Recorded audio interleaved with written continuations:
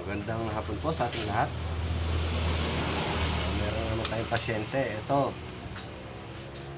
Simula daw nung pagkabili, 2 beses lang magamit. Ayaw nang umandar. Imitation to ng Honda. Yan yung mga nabibili ng nasa 3,000 plus lang. Limitang nagiging sakit niya, karburador. Ang ginawa ko sa kanya, pinalitan ko po siya ng ganito. Kasi sobrang lakas ng overflow. Kahit linisin mo, patukurin mo yung, pigitin mo na yung spring para tumukod siya. Tuloy pa rin yung gas niya lumalabas. Kaya pinalitan ko nito. Kanina nung dumating talagang ayaw. Kahit anong higit ko, ayaw mandar eh. Yung kuryente, okay naman. Okay naman yung langis niya. Pero ngayon, try natin.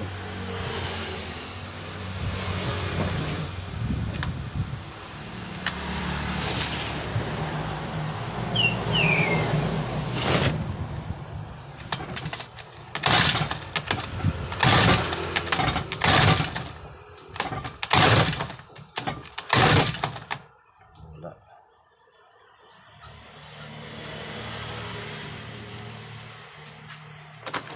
Adjust.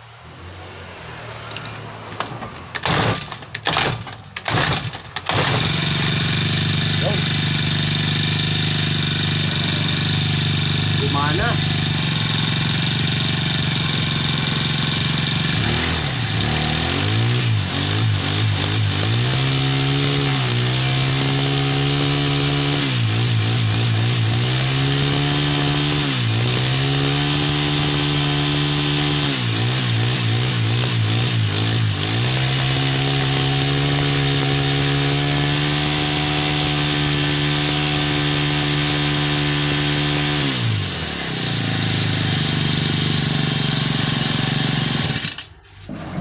Isa pa. 1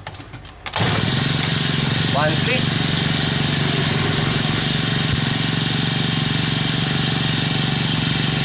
Magagamit na siya ulit.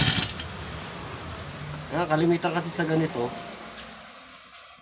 Alin man sa napa-stock, nabubutas yung diaphragm niya. Oo, nakataklog dito. Or ito, pagka naman nag-o-overflow, ibig sabihin niya ayaw na siya sumagad. Kahit anong linis mo, yung kasi karaniwan madumi lang overflow Pero pag nalinis mo na, overflow pa rin. Palitan mo na nito. Kung may makukuha kayo pamalit nito. Kalimitan, buo, pinapalitan. Pero sa akin, kung kaya na retoke lang. Para hindi naman kawawa si customer na malaking babayaran.